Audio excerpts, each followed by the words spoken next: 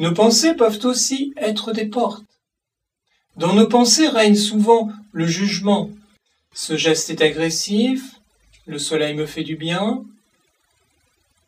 j'aime cette musique, c'est habituel, bien que ce soit un vrai problème.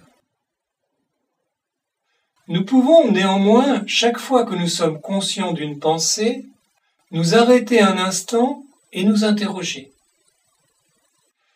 Par exemple, si en ce moment j'ai des pensées de tristesse ou de colère, parce qu'une personne a eu un comportement agressif avec moi, puis-je rester en contact avec l'amour en moi? Puis-je ressentir, ne serait-ce qu'un peu, d'amour pour cette personne? Cela peut être de l'amour pour sa capacité d'amour, que je reconnais en elle comme en tout être. En effet, elle aussi a des proches, elle aussi a des personnes qu'elle aime. Alors son comportement m'a fait mal, mais elle a aussi cette qualité. En ce moment, je rejette cette idée de ressentir de l'amour pour elle parce que je me sens blessé, triste ou en colère, et je me dois d'accueillir ma tristesse et ma colère. Mais néanmoins, dans un petit coin de mon esprit, je peux garder cette pensée et rester ainsi en contact avec l'amour en moi à travers cette épreuve. Ai-je peur de quelque chose? Ai-je peur, par exemple, de nier mes émotions? Si c'est le cas, le problème, encore une fois, ici, ce n'est pas l'amour. C'est d'apprendre à comprendre mes émotions. Je dois apprendre à accueillir pleinement mes émotions sans les juger. Je dois apprendre à ne pas les refouler. J'ai détaillé tout ce travail dans mon livre « Du bonheur dans le cœur ». Ensuite, comme je serai plus serein par rapport à mes émotions, eh bien je serai plus tranquille pour rester en contact avec l'amour à travers l'épreuve.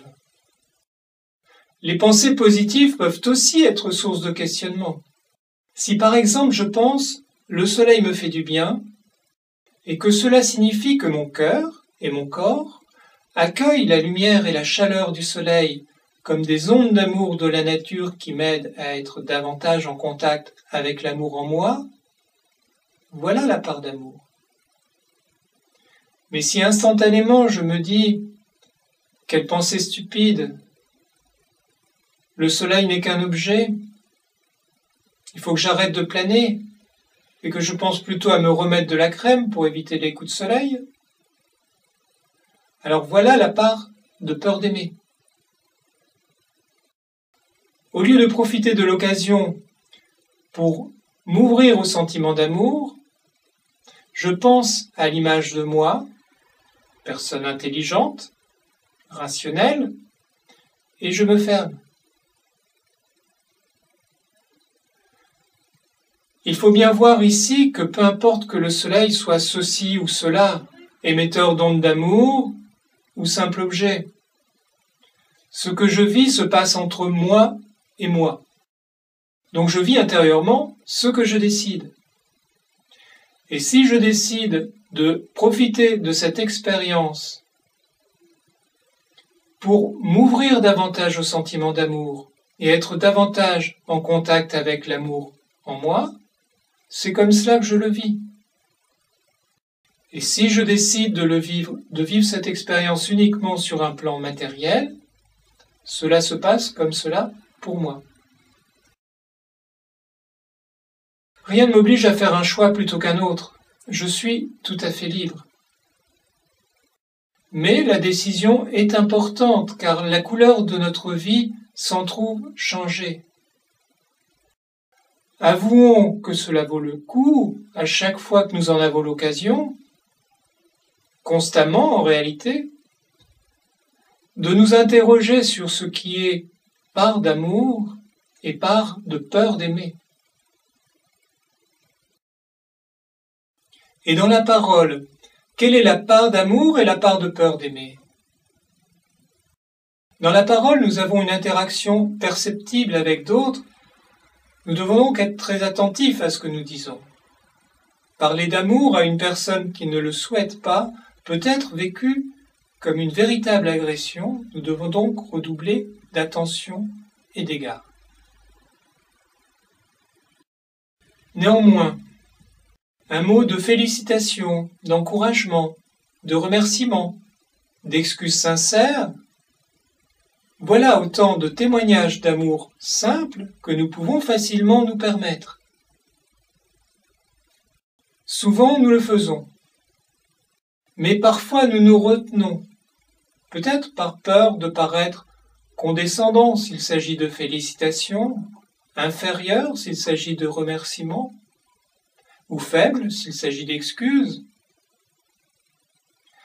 S'en rendre compte est important, car cela nous permet de comprendre pourquoi nous craignons de paraître condescendants, inférieurs, faibles ou autre chose. Et dépasser ces appréhensions le plus souvent possible nous permet de nous libérer progressivement de la peur d'aimer. Cela nous permet de nous sentir plus libres d'exprimer notre amour à l'autre de façon juste, en étant sans crainte, en étant simplement sincère. Et plus généralement dans nos conversations, qu'est-ce qui nous retient de développer le bon côté des choses? Qu'est-ce qui nous empêche de mettre en valeur les meilleurs aspects des personnes, de la vie, de la nature? Qu'est-ce qui fait que, comme si ça seul était digne d'intérêt, souvent nous critiquons, nous débattons sans fin sur ce qui ne va pas, chez nous, dans la vie, dans le monde? C'est la projection de nos attentes et de nos désirs, comme dans la relation amoureuse.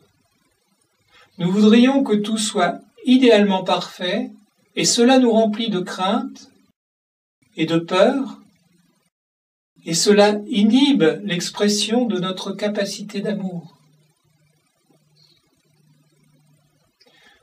Se dire qu'il faut attendre que le monde soit parfait pour pouvoir aimer pleinement n'aurait pas grand sens, car cela voudrait dire que nous ne nous autoriserons jamais à aimer pleinement. Alors, soyons simplement attentifs dans nos paroles à mettre en avant l'amour, la lumière, autant que nous nous en sentons capables, un peu plus chaque jour.